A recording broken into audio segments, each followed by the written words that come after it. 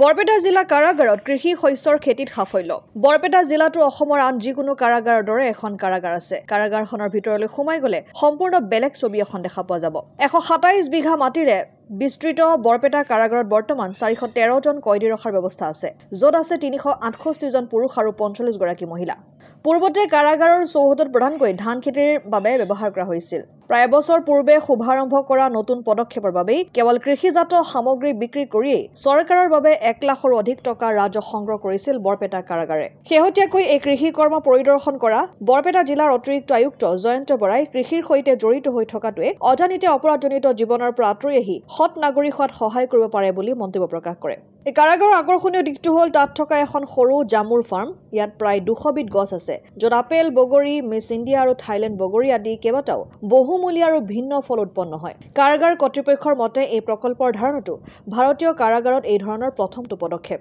কাৰাগাৰখনক সেউজীয়াৰ স্বৰ্গলৈ ৰূপান্তৰিত কৰাৰ বাবে চলি থকা এই পদক্ষেপৰ আঁৰৰ যুক্তি ব্যাখ্যা কৰি কাৰাগাৰ কৰ্তৃপক্ষই কয় যে প্ৰকৃতিৰ সৈতে থাকিলে আপুনি আন এখন পৃথিৱীত থকাৰ দৰে অনুভৱ কৰিব কাৰাগাৰখনৰ দুগৰাকী বিষয়া জেইলাৰ নীলোৎপল কাকতি আৰু ৱাৰ্ডাৰ হিতেশ্বৰ হাজৰিকাক শেহতীয়াকৈ অসম চৰকাৰে তেওঁলোকৰ দৃষ্টান্তমূলক সেৱাৰ বাবে পুৰস্কৃত কৰিছে